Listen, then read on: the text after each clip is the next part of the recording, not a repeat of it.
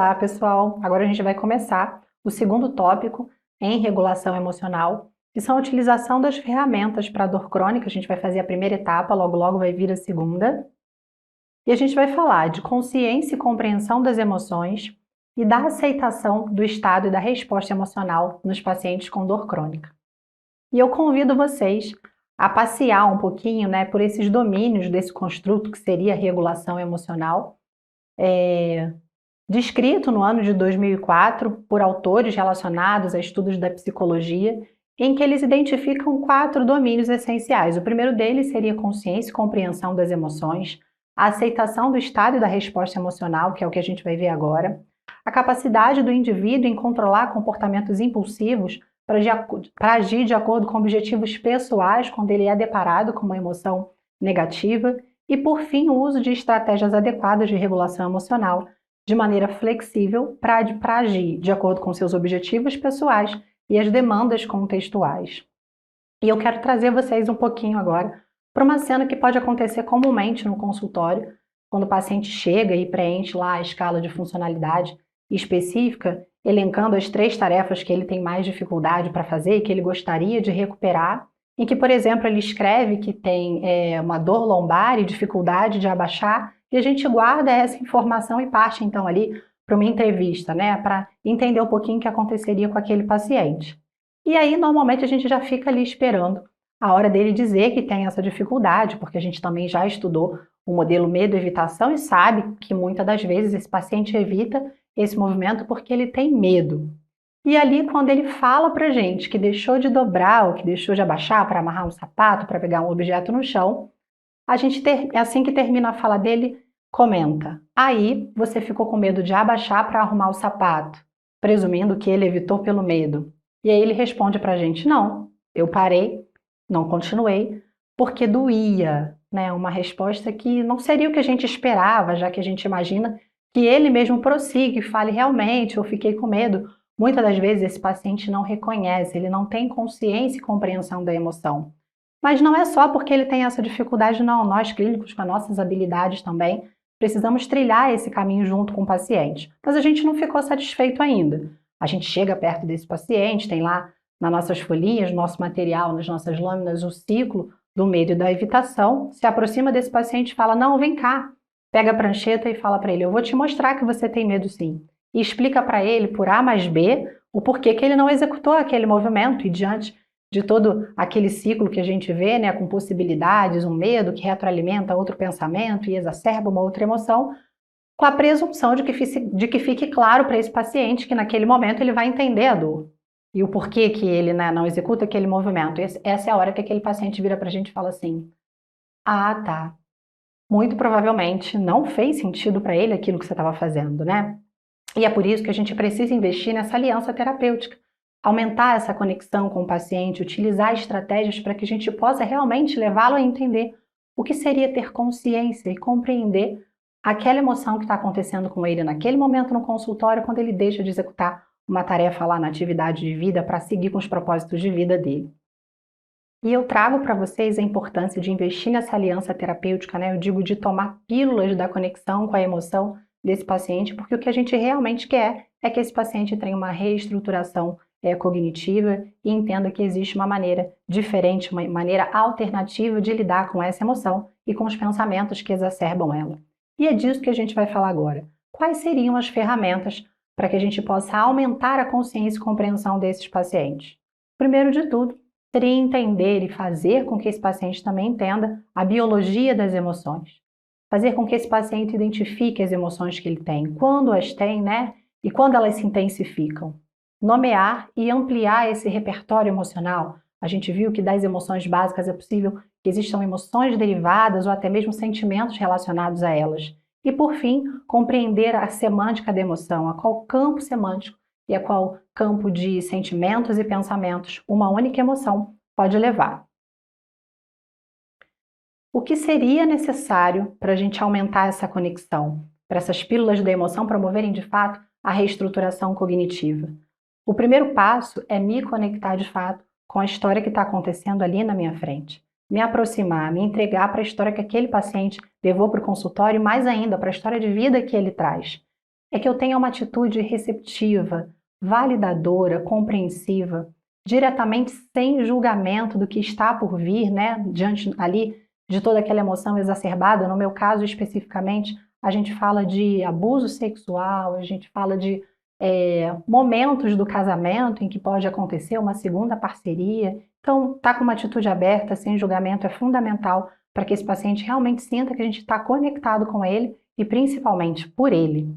E ser sensível à história que aquele paciente está contando no consultório, mas também se sensibilizar com a história de vida que esse paciente traz. O porquê que é tão difícil ele lidar, ele identificar e principalmente ele também receber essa emoção ali no consultório e levar aquilo ali um pouquinho para fora para o seu dia a dia. O que a gente quer, eu botei esse bonequinho balançando, é fazer com que ele perceba que algo tirou do eixo, né?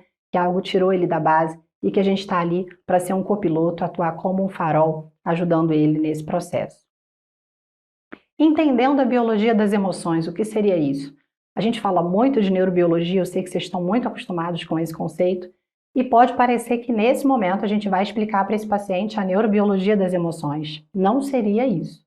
Entender o que seria a biologia da emoção significa entender que a emoção serve a uma função, que ela é biológica, que ela é natural. O Zé já falou inúmeras vezes, né, o quanto o medo funciona como um protetor para a nossa sobrevivência, né? O quanto a raiva, às vezes, por exemplo, pode nos tirar de situações, motivando a gente a ter uma ação em que saia do perigo, né, por raiva mesmo, ou reivindicando algo que seria extremamente importante, como, por exemplo, uma consulta num hospital em que a recepção está cheia, né, e os atendentes ali não estão dando muita ideia para o que está acontecendo, e tem alguém lá fora realmente grave no carro para entrar ali e receber os cuidados que a vida daquela pessoa está dependendo do tempo, e aí a gente se indigna, fica com raiva nesse contexto, arruma aí ali uma confusão que muitas das vezes pode até parecer desnecessária para quem não está entendendo a situação, mas que às vezes é fundamental para salvar a vida de quem está lá dentro do carro.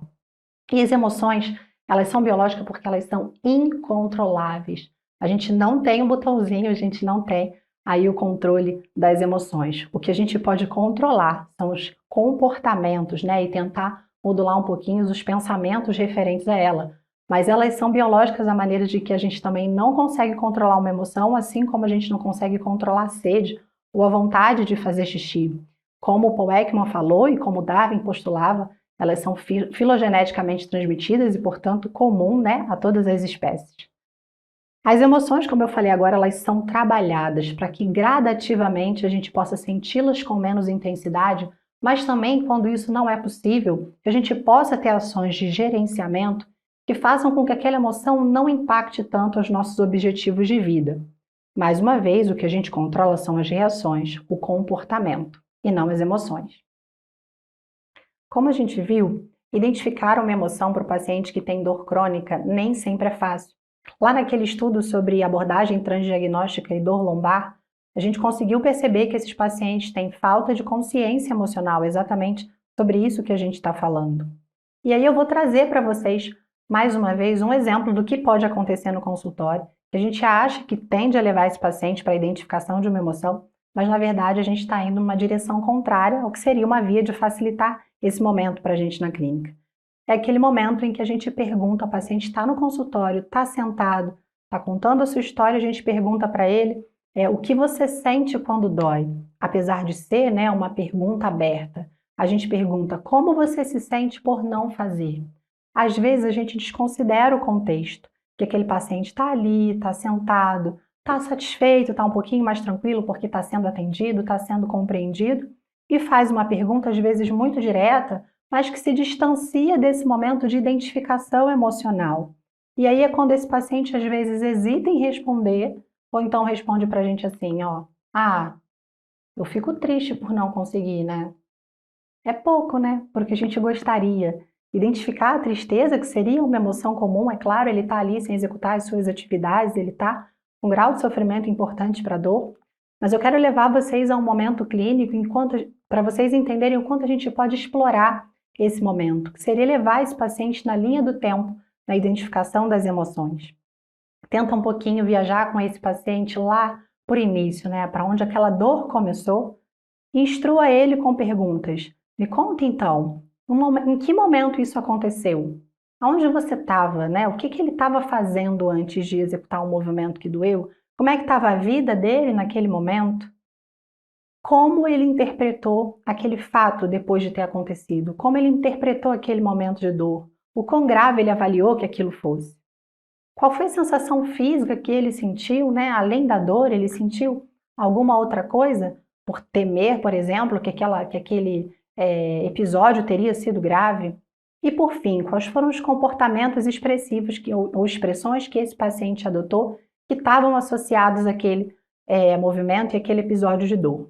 E eu trago para vocês um pouquinho o exemplo de como levar essa paciente na linha do tempo para aquele contexto em que a dor aconteceu, trazendo um exemplo que aconteceu com o Ney, quando a gente fazia o curso de CFT para dor lombar na pandemia, em que ele entrevista uma paciente jovem, a Raíssa, que tinha dor lombar, que tinha uma grande incapacidade relacionada a ela, e ele leva ela nesse momento para o contexto em que ela sentiu dor. Ela era uma paciente que tinha dor lombar crônica, aproximadamente 4 meses, mas ela também tinha episódios de dor crônica, né, de dor lombar crônica desde os seus 22 anos, e de alguma maneira gerenciava isso. Só que dessa vez ela ficou extremamente incapacitada. Então, vamos aqui para o slide entender um pouquinho o que aconteceu nesse momento, como é que o Ney conduziu esse momento que eu chamei que seria a linha do tempo das emoções. Enquanto ela estava narrando o que aconteceu, ele pergunta: então, Raíssa, me leva para esse momento, né? Me diz o que estava acontecendo na época em que você sentia dor. Ela descreve: eu estava frustrada com toda aquela situação. Que situação era essa? Era uma situação de pandemia. E essa história de dor aconteceu em fevereiro e ela, em novembro, tinha aberto mão de um emprego para começar um novo negócio, um novo empreendimento. De uma maneira inesperada, ela ficou sem trabalho e ainda encarando, né, toda aquela confusão, aquelas incertezas e fatores estressantes que foi a pandemia. Então, o fato dela não estar trabalhando naquele momento e todo o planejamento dela ter ido por água abaixo a deixou muito frustrada com o momento, não foi exatamente com o episódio de dor, a dor ainda não tinha acontecido. Então ela responde: ó, eu estava frustrada com toda aquela situação. No dia em que eu travei, eu estava indo para um emprego que eu odiava, ou seja, na falta de emprego, ela, né, ali naquela situação financeira, aceitou uma proposta da qual ela não tinha a menor identificação, ela estava fazendo aquilo por extrema necessidade, mas ela realmente expressou que ela odiava aquele emprego. E aí ele pergunta: e aí, o que você achou naquele momento em que você travou? E ela fala: eu fiquei apavorada, porque das outras vezes eu não tinha travado. Eu achei que era grave, foi a maneira como ela interpretou essa situação. E ele, além da dor, o que você mais sentiu naquele momento? Ela, além da dor, eu me senti bastante ansiosa, eu queria ir para o hospital rápido, porque ela avaliou que aquela situação era grave. E aí, o que você fez, né? Depois que você foi para o hospital e que você recebeu o diagnóstico do que você tinha. Essa paciente vai ao hospital, faz uma série de exames de imagem, onde é constatada ali uma hérnia de disco e ela responde para o Ney: quando eu descobri que eu tinha uma hérnia, eu fiquei imobilizada na cama. Eu fiquei imobilizada para a vida, né, Ney? E aí, diferente daquele slide onde você pergunta para o paciente como ele se sente, né, e o que ele sente quando dói, que ele fala apenas tristeza, nesse momento a gente pode explorar uma variedade de emoção primária e emoções derivadas só pelo fato, né, do Ney ter levado ela naquele contexto ali de linha das emoções. Então a gente identifica a frustração, o ódio, né, o quanto ela não gostava daquele emprego, o apavoramento, a gravidade, a sensação de ansiedade e de invalidade, né, de invalidez, na verdade, ela ali imobilizada na cama, imobilizada para a vida. Então, quando a gente quer ajudar um paciente a ter consciência e compreensão das emoções e leva ele para essa linha do tempo, a gente pode explorar exatamente, às vezes, após aquela narrativa, o quanto as emoções flutuaram ou não, ou quanto elas se intensificaram a partir de uma única emoção, e aí mostrar para esse paciente que existe um leque, uma possibilidade muito variada da maneira de se sentir.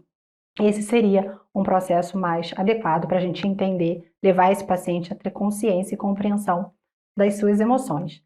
Existem outras ferramentas para isso, e eu trouxe para vocês aqui uma que eu adoro utilizar no consultório, e para contextualizar, eu trabalho com saúde da mulher, então essa árvore das emoções, a gente vê elas vê essa árvore em outros momentos da consulta, como a árvore da vida, né, e os propósitos das pacientes para ir em busca de um parto normal, mas eu vou utilizar ela aqui e vou mostrar como a gente usa essa ferramenta para nomear uma emoção. Se vocês olham para essa árvore na base, na raiz, vocês vão ver 6 bolinhas, representando lá aquelas 6 emoções básicas que o Paul Ekman identificou. E dessas emoções, né, dessas emoções básicas, nos primeiros galhos das árvores derivam outras emoções. Eu coloquei as básicas: alegria, tristeza, medo, raiva. E aí, à medida em que os galhos, né, vão se ramificando, vocês podem perceber, e essa é uma ramificação a partir de fichas reais que acontecem lá no consultório comigo, vocês podem observar o quanto as emoções secundárias ou os sentimentos derivam de uma emoção básica. Por exemplo, se a gente pega o medo, do medo deriva o quê? A insegurança, a impotência, a evitação, a angústia, né, pela maneira ali de estar sentindo aquela turbulência, aquela hesitação.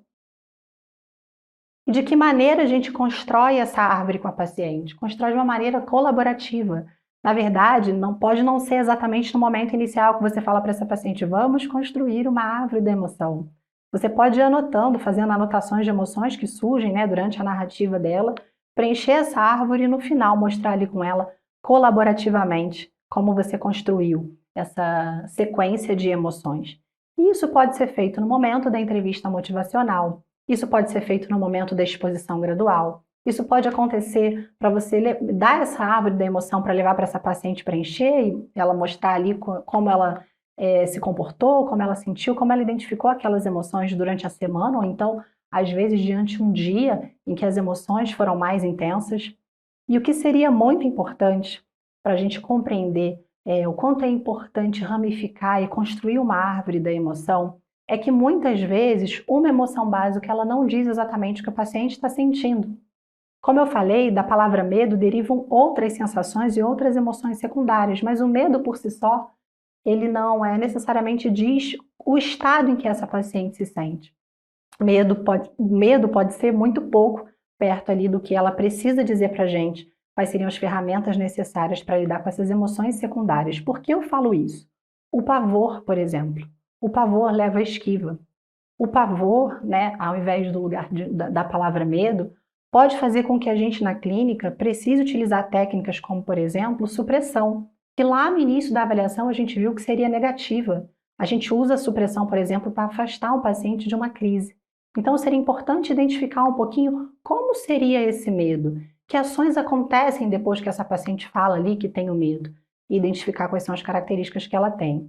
A incerteza, por exemplo, pode levar a gente a entender o quanto essa paciente precisa estar no controle, né? O quanto ela tem insegurança. E às vezes ferramentas como informações com bases científicas por si só seriam suficientes para essa paciente conseguir continuar ali em direção aos seus propósitos. A insegurança, por exemplo, ela pode falar um pouquinho da necessidade da falta de ferramentas, né, internas que essa paciente tem de lidar com uma emoção. E a gente constrói, faz uma construção de ferramentas que dariam suporte, que poderiam fazer com que essa paciente se sentisse mais segura. É o caso da exposição gradativa, né? Por exemplo, da exposição gradual controlada, por exemplo. E para que serve, né, essa árvore das emoções? Além de identificar, né, e ter consciência e compreensão das emoções, ela serve para que o paciente reconheça as emoções secundárias e tenha uma ampliação, uma maior flexibilidade da sua maneira de sentir. Ampliar o repertório emocional faz com que esse paciente melhore a sua capacidade de expressar uma emoção ao experimentar essa flexibilidade emocional. E aí, qual seria a importância desse paciente se conectar com essa imensa possibilidade, com esse imenso leque da forma de se sentir? Esse paciente, normalmente, quando a gente viu, além de dificuldade de reconhecer uma emoção, ele tem um estilo cognitivo predominante, né, que é esse estilo de catastrofização. E se a gente olha um pouquinho lá para o modelo cognitivo comportamental e entende que uma vez que esse paciente experimenta uma emoção negativa, por exemplo, ao pegar um objeto no chão, ele se depara com dor e a emoção medo, como é que ele avalia isso? Ele avalia que ele está correndo perigo, que ele se sente vulnerável, que ele deve se preservar. Tem sensações, às vezes, como taquicardia, tremor, aumento do tônus, do suor, né? Suspira. E aí o que ele faz? Ele adota uma atitude, né, de vigiar, de tentar controlar aquele comportamento. Então é importante a gente mostrar para esse paciente que de uma emoção, e aí eu estou usando medo mais uma vez, né, como exemplo, que de uma emoção derivam várias outras e vários outros pensamentos. Isso significa fazer com que esse paciente compreenda a semântica das emoções. Eu costumo dizer que a gente pode entender isso quando entra no supermercado, em que você tem várias seções e em cima do supermercado fica escrito laticínios, produtos de higiene, e você sabe exatamente o que vai encontrar naquela fileira. Compreender a semântica das emoções é exatamente isso. É entender que a partir de uma emoção vão derivar todos esses pensamentos condizentes, né, com a função que essa emoção teria, e em que em algum momento isso é funcional, isso está muito bem empregado ao contexto, em que em algum momento isso se torna disfuncional. Então é importante fazer com que esse paciente reconheça o fluxo consequente de uma emoção e de um pensamento a partir do seu estilo cognitivo, que seria a catastrofização, por exemplo. Agora a gente vai falar de uma outra ferramenta para auxiliar esse paciente na regulação emocional, que é a aceitação. E a pergunta que eu faço é o que vem na cabeça de vocês quando vocês leem a palavra aceitação ao lado da palavra dor e medo.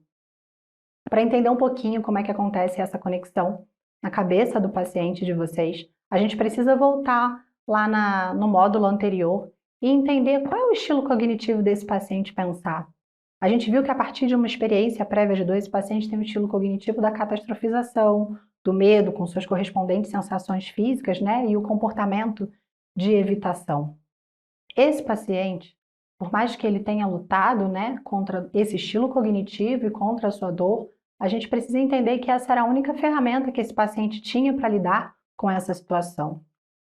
E aí, esse paciente com um relativo grau de sofrimento em relação à sua dor e à sua incapacidade, avalia a palavra aceitação da mesma maneira que a gente, com a sua infinidade de possibilidades de significado, que seria receber, acolher, encarar, acomodar, aprovar, desistir diante daquilo que não tem solução.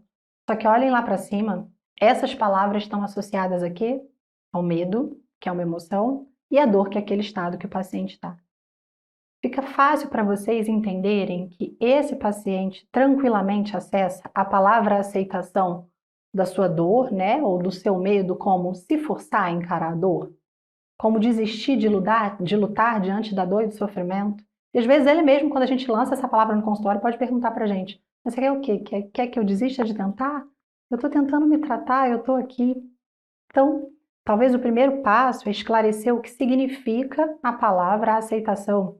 E estudos já mostram que pacientes com dor crônica têm uma certa dificuldade na compreensão do que seria essa palavra ali no setting terapêutico. A aceitação, para a gente, é um modo alternativo de relacionamento com as experiências pessoais, um modo alternativo de você compreender aqueles pensamentos e as suas emoções. E talvez fique mais fácil, mais uma vez, para a gente fazer com que esse paciente compreenda o que é isso, viajando um pouquinho na linha do tempo, levando esse paciente com todos esses recursos que a gente valida e entende que até o momento foram importantes para ele lidar com a sua dor, com o pensamento, como por exemplo o pensamento catastrófico, medo, evitação e o seu isolamento, que eles foram importantes, mas o que eles fizeram? Eles fizeram com que esse paciente lutasse contra aquelas emoções, contra aqueles pensamentos catastróficos, por muitas das vezes fizesse supressão do pensamento, né, esquiva experiencial, que eles tentassem fugir desses pensamentos e dessas emoções, e que, consequentemente, o que isso gerou? Um distanciamento dos propósitos, dos objetivos de vida desses pacientes. Então, a proposta que a gente tem, na verdade, não é fazer com que ele aceite, né, e aceite esse momento de ficar com a sua dor e se paralisar diante dela. O que a gente quer mostrar é que esses resultados com relação à luta do seu pensamento e à luta contra as emoções, que a gente já viu que são naturais, eles são infrutíferos. E, portanto, que tal seria levar esse paciente aí a pensar em aceitar aquela condição, aquela emoção forte que se apresenta, mas continuar indo em direção aos seus propósitos de vida, né? Aos seus objetivos e seus propósitos de vida mais elevados. Então, aceitação não está relacionada em aceitar o sofrimento, mas às vezes aceitar que uma emoção ela pode chegar, a gente vai ver estratégias para isso, ela pode permanecer e que apesar daquela emoção estar ali, se ela está num contexto disfuncional, é possível tentar se direcionar aos seus propósitos de vida. E por que que isso acontece com o paciente com dor? E agora a gente vai entender um pouquinho por que a aceitação da emoção é tão difícil para o paciente com dor. Esses pacientes passam um tempo excessivo reagindo a eventos internos e externos como se eles fossem literais, como se eles de fato fossem, né, a própria roupa da emoção, é o que eu costumo dizer. E essa emoção é tão forte que ela se torna sufocante. Eu coloquei esse exemplo na fita métrica para mostrar o quanto esses pacientes se sentem sobrecarregados, inundados por esse sentimento. E isso acontece porque esses pacientes fazem o que a gente chama de fusão cognitiva, porque eles interpretam esses pensamentos e esses sentimentos como se eles de fato fossem eventos literais. Não conseguem ter de fato um distanciamento. Eles acham que eles são a emoção. Como eu coloquei num exemplo em outro slide aqui, nós não somos a emoção, nós somos a capacidade de sentir e é através desse pensamento que as ferramentas para lidar com a aceitação da resposta emocional vai se dar. Para vocês terem ideia do quão importante e forte, né, é esse processo que a gente chama de fusão cognitiva e o quanto as pacientes com dor pélvica imaginam que eventos e pensamentos são literais, os estudos mostram que elas têm uma tendência a suprimir seus pensamentos e emoções, e isso está relacionado a percepções mais altas de dor. Outros estudos de pacientes, né, com fusão cognitiva e que têm dor crônica mostram que a supressão dos pensamentos, um estilo, né, portanto, como a gente tinha visto lá na aula do módulo passado, o estilo de lidar com a emoção depois que ela acontece, uma resposta, uma estratégia focada na resposta, mostrou que esses pacientes com dor crônica, ao utilizarem a supressão do pensamento, que ela agiu como mediador para a relação entre a depressão e o desejo pela utilização de opioides. E eu vou trazer mais uma vez um exemplo, né, de como esse processo de aceitação da resposta emocional e de como as pacientes tendem a fazer uma fusão cognitiva com seus pensamentos e as suas emoções se dá no consultório. Mais uma vez eu levo a gente lá para o atendimento da Raíssa, em que o professor Ney, ao tentar, né, introduzi-la numa adequação do estilo de vida, de introduzir hábitos saudáveis, uma vez que ela falou que gostaria muito de voltar para a academia, e nessa hora que ela fala que gostaria de voltar para a academia, ela experimenta a ambiguidade, em que ela fala que se sente muito frustrada por chegar na academia, ser tão jovem e ser tratada com diferença, ninguém deixar ela fazer nada, e ao mesmo tempo, né, ela tinha muito medo de retomar aquela atividade. Então, num determinado momento da entrevista, o Ney, né, pergunta para ela, né, como seria voltar para a academia. E aí ela fala que não queria voltar para a academia, explica essa situação que eu falei para vocês, e ele começa a falar que ele diz para os pacientes dele, né, que tiveram dor lombar crônica, para eles chegarem na academia então e não falarem nada. No caso dela, ela fala que ela teria, né, a hérnia de disco, e ele fala, eu falo para eles não falarem nada. Ele mal termina, ela já coloca a mão no peito, ou seja, ela veste a roupa da emoção, e aí se afasta da câmera. Vocês veem que ela deveria estar ali diante do computador, ela está no print da tela que eu peguei de lado, e se afasta, muda a respiração, muda o gesto corporal e fala, ai, eu morro de medo, nossa, não consigo, Deus me livre. Antes mesmo dele, né, concluir como essa estratégia se daria, ou seja, ela fez desse pensamento de que ela estaria na academia, de que ela teria o medo, como algo literal, como algo que de fato ali estivesse acontecendo.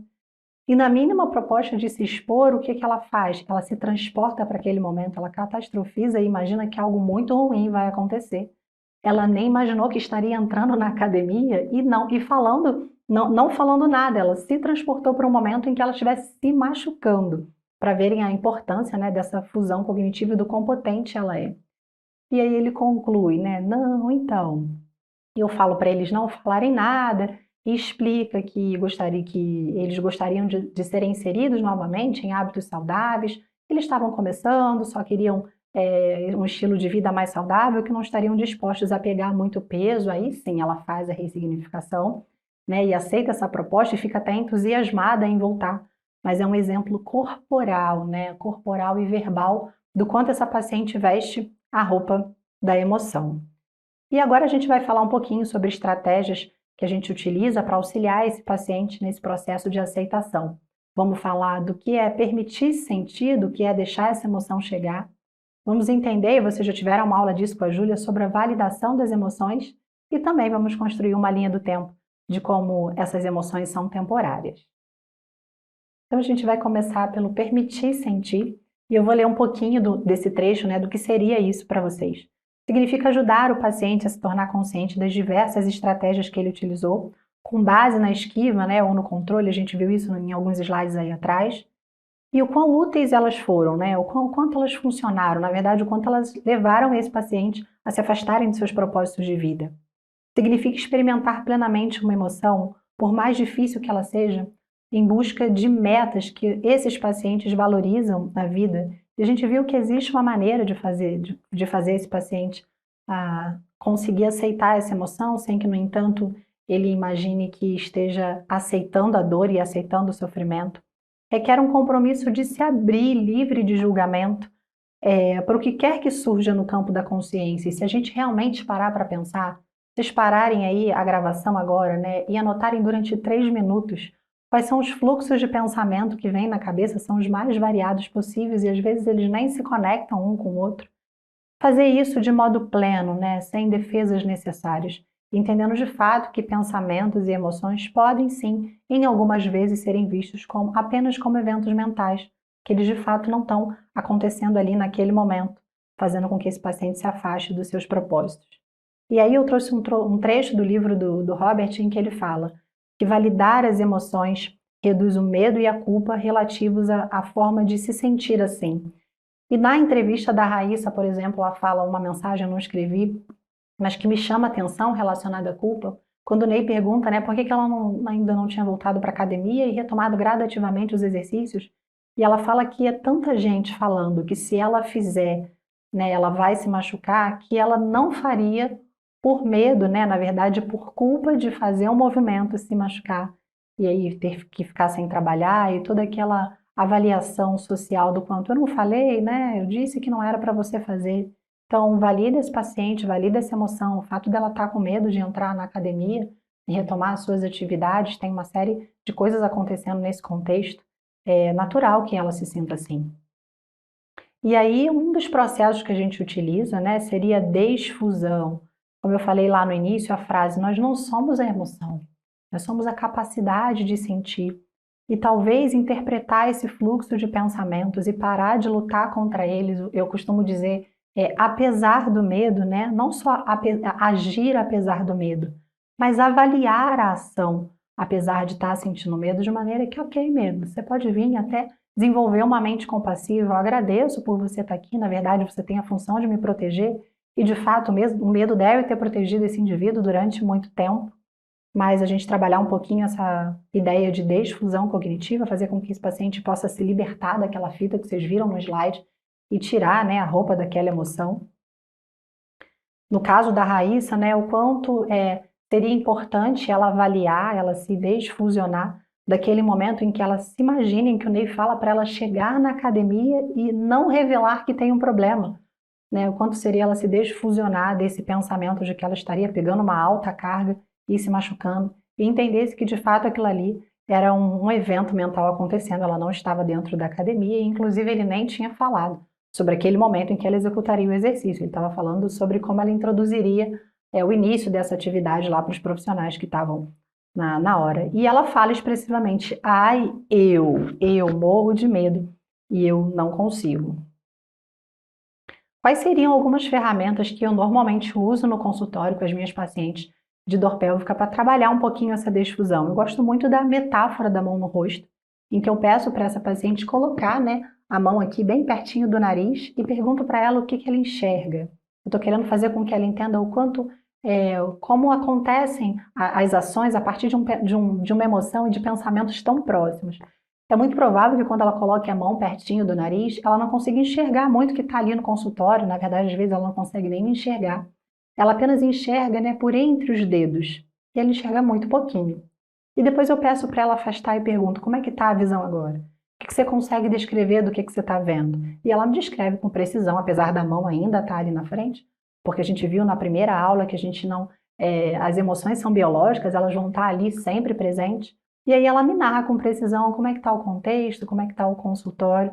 É uma maneira dela entender que quanto mais pertinho, né, essa emoção tiver, quanto mais personificada ali essa emoção tiver, mais vai ficar difícil ela avaliar a tomada de ação, porque ela não consegue enxergar e ter o que a gente chama de sensibilidade ao contexto, ser sensível nessa avaliação. Uma outra coisa que eu faço também é o diário, do quanto ela não está tendo uma postura aberta.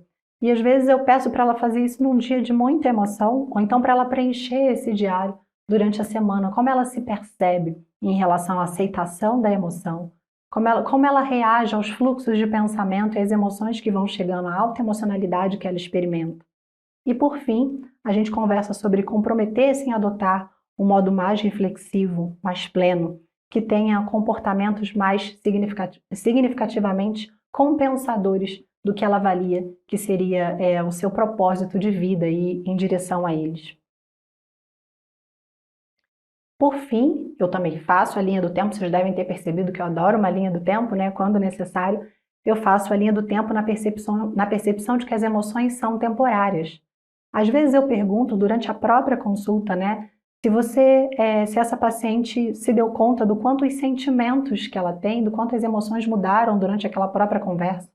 Às vezes a entrevista começa com um choro, no meio a gente dá uma risada, às vezes ela fica entusiasmada, pode ter medo para começar uma exposição, ou então se sentir motivada a iniciar o tratamento. Uma outra coisa também que a gente pode fazer é perguntar se ela já se deu conta dos sentimentos que ela teve em algum momento do passado e que ela não tem mais agora. É importante a gente mostrar para essa paciente que ela não está condenada àquele sentimento ali, né, a vida toda. Mostra também a intensidade dos sentimentos e pergunta o quanto eles aumentam ou diminuem. A gente pode utilizar a consulta, mas a gente também pode utilizar narrativas, né, de algum momento de alta emocionalidade que essa paciente teve. Pergunta se existem coisas específicas que essa paciente identifica que estejam relacionadas à flutuação dos seus sentimentos, à exacerbação, né, e à redução, mostrando um pouquinho as estratégias que ela consegue utilizar para regular, né, para mais ou para menos a forma de se sentir. E por fim, quais seriam as consequências dela realmente acreditar que esses sentimentos são temporários? Quando a gente fala em aceitação e fala na possibilidade da emoção ser temporária, a gente não está falando para essa paciente aceitar uma emoção na expectativa de que ela passe logo. Não seria isso, seria deixar essa emoção entrar e perceber o quanto na biologia das emoções é natural que esse pensamento, né, na verdade que essa emoção venha um pouquinho, avise que está chegando, atinja o seu pico e que depois ela passe, mostrando a impermanência, né, essa variabilidade da nossa maneira de se sentir, nos tornando cada vez mais humano e fazendo com que essa paciente consiga aceitar a intensidade dessa emocionalidade. A gente vai chegando ao fim da nossa aula. Nosso próximo módulo a gente vai falar ainda de ferramentas para a regulação emocional, mas um pouquinho mais ligada à exposição gradual controlada.